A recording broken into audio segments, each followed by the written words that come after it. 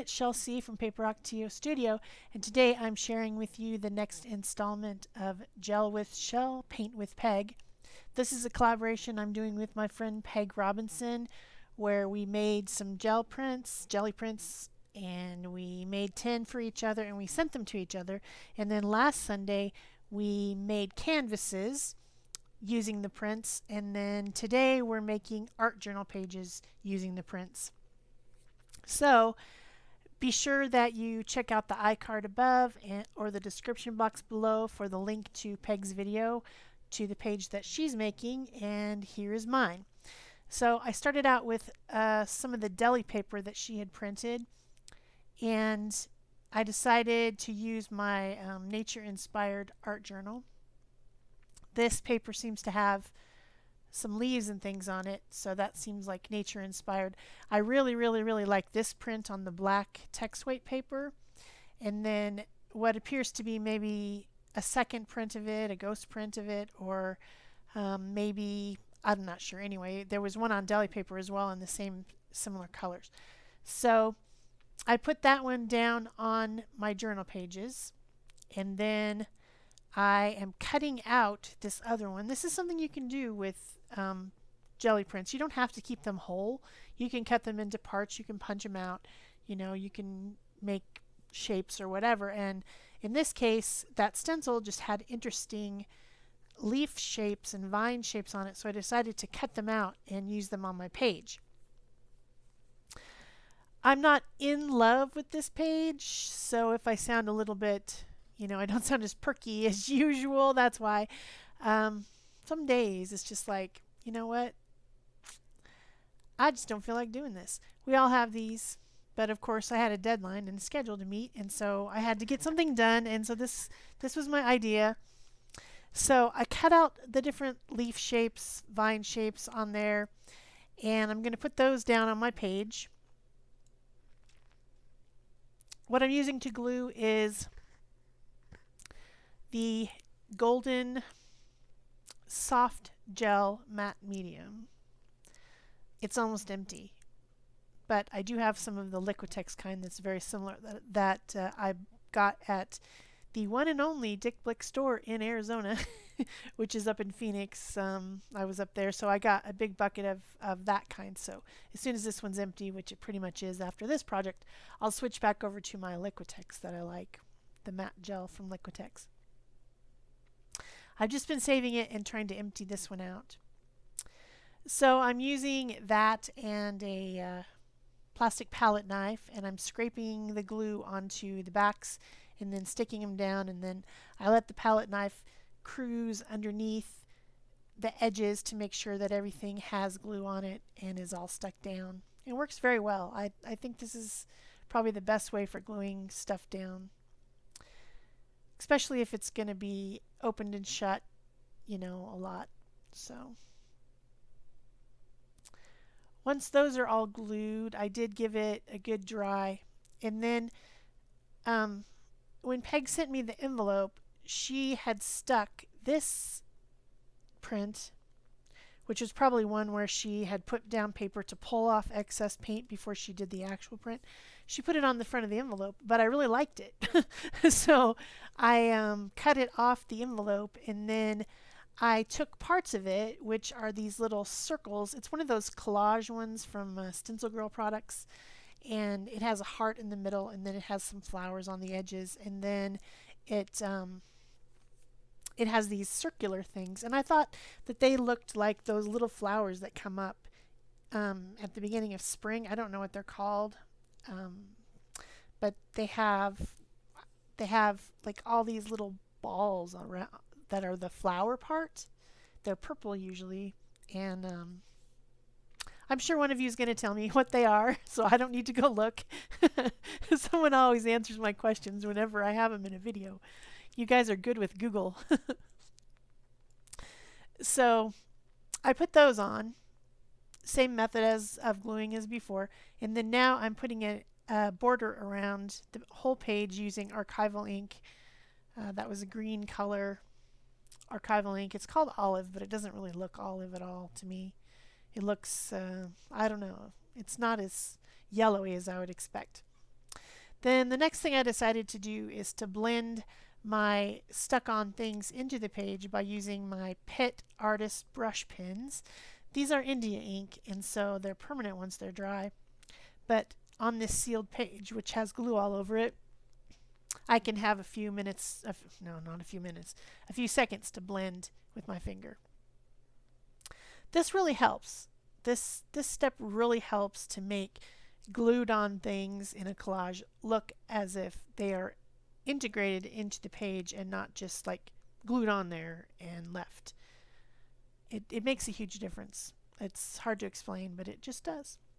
So I used a dark green around all the leaf shapes, and then I'm going to use a blue, kind of a medium toned blue, around all the flower shapes. And I'm still just kind of, I'm not sure what I'm doing with the page really. I'm just, when you're doing a project and you're not sure exactly what you're going to do, the best thing to do, the best method is to just do it. Just do it. Just don't like keep second guessing yourself and sitting around going, oh, I don't know what I'm going to do. You just put something on the page. So that's kind of what I'm doing. I mean, I know that I like these flowery leafy shapes.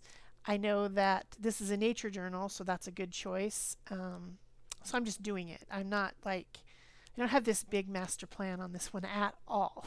Like no master plan at all, if you know what I mean. But it's working out. It looks pretty. I'm happy with it, so I'm just doing it. Just putting my pins on there. Then I remembered these metallic pins. These prints, you can't really tell on the video, but these prints have some shimmery paints on them. She used, shimmery mica metallic-y paints on the prints that she sent me. So I'm just adding to that by using these metallic Posca pins. Peg actually bought these for me as a gift. And so I'm starting out with the purple, and then I am going to put some blue in as well onto the flowers. And it gives them a shimmery look. I'm also filling in with my black pen in places that I think there should be a stem or something that's missing. I had a wild hair. I decided to put some white splatters. That's kind of an end of the project thing, but I just felt like it. I don't know. Then I have my the blue out of that pack of metallic Poscas, and I'm kind of like adding it to the main body of the little circular shapes that make up these flowers. And it also helps to camouflage where there's some different lines and things that are kind of intersecting the flowers that I didn't really like that much, because it wasn't designed to be flowers in the first place. It was just some circular shapes on a stencil. So that's why I'm doing it. And also it's shimmery, which is nice. I like shimmery.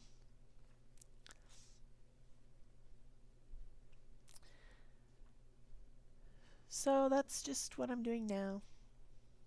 Like right there, you can see that there's some lines in those that I didn't really care for. And there's a lot of them in this one over here on the side.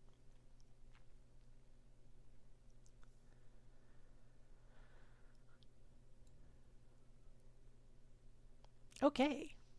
You can kind of see when I move the page how that looks real shimmery now. Now I've printed out some words to put on the page because I thought it needed another element. This says, "The place is here, the time is now, be happy." It's a happy page. It's got flowers on it. So, and I'm using my decal edge ruler because I don't want these to be straight cut little pieces. I want them to be more organic. So I'm trying to tear them out, and I'm using my decal edge ruler to do that. At this point, I've lost the other one and I can't find it. And I'm like looking everywhere, and then I realize it's under the ruler. These things happen to me all the time. Like, where did it go? Is it on the floor? Is it over there? Is it under that? Oh, it's under the ruler. Of course. Yeah. So, at this point, I decide I want to play with texture. So I decide to stick on my little quote pieces of paper with texture paste. The thing that I should have done, and do as I say and not as I do, is I should have sealed these first, because this is just printer paper that I've printed off on my inkjet printer. So that ink and that paper is not sealed in any way. And so I should have used some matte medium over those to just seal in that ink and make it non-porous. But I didn't, and I should have. You'll see why. It's weird, but it doesn't run though. Strangely, the black ink doesn't run all over the place, which I thought it would, because I get it really wet later. But maybe because it's sealed from the back with the molding paste, I'm not sure.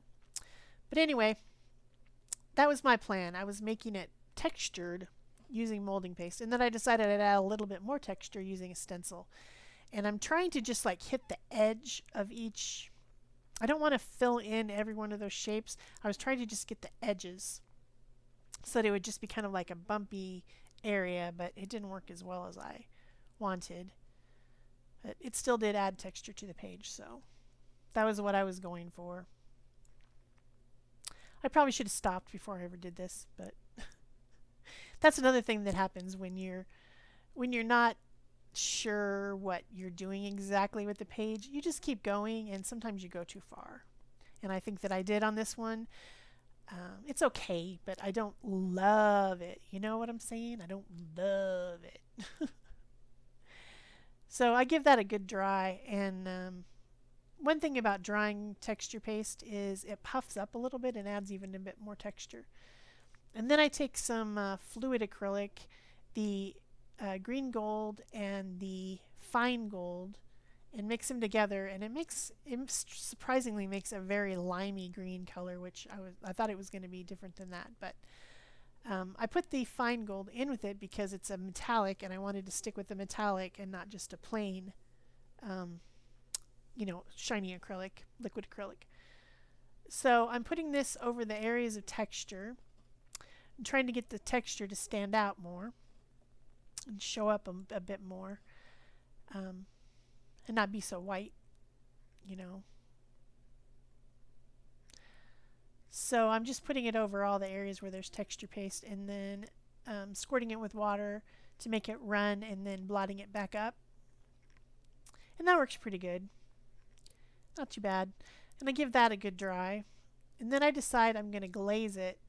So I get out the Payne's Gray, which is like a very, very dark blue.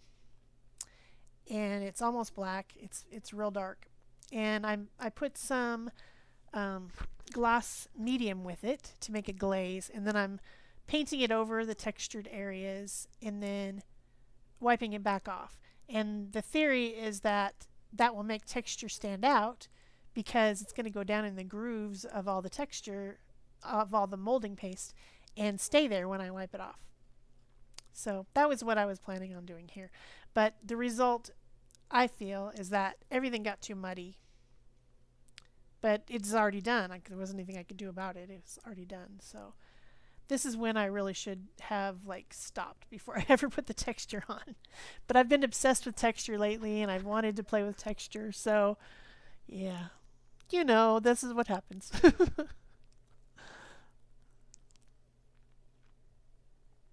So that did help the texture to stand out more. Then I decided I have another product that I hardly ever use. It's called Magicals, and it's from Lindy's Stamp Gang. And I have this set of autumn colors, and there's one that's an olive green with like blue and gold mica in it. And I decided to sprinkle that on. It's a powder, and then you get it wet. And it's very shimmery. Has a lot of mica in it. So I sprinkled that all over with a dry brush, and then I started squirting the page and making that sink down into all my different textures. And that actually worked really well, and it's very, very shimmery, but I just really can't show you the shimmer on a video. And even in the pictures that I took, it doesn't show up that much. But it looks really cool. Trust me. It's called Ponderosa Pine, but it's actually more of an olive. So then the one thing that I didn't like was that my words got kind of obliterated by me putting all that stuff on there. So I decided to go back over the letters with my black Posca pen to try to get them to stand out again. And then I added a highlight on the left side with my white pen, just, trying to make them more prominent because they had faded out getting all that stuff on the paper that wasn't sealed. So I couldn't wipe it off because it wasn't sealed. So that's when I remembered, oh yeah, you should have sealed that. Luckily, the black did not bleed and run all over the place and become completely unable to be seen. Because that could have happened. So I think this is probably near the end of my page, so I will tell you. If you like this video, even though I don't like it that much, please give it a thumbs up, comment, subscribe, share, all those things, because you guys are really helping out my channel to grow. Oh yeah, there was some black splatters at the end. That's right. That's what I did. Black splatters. That was it.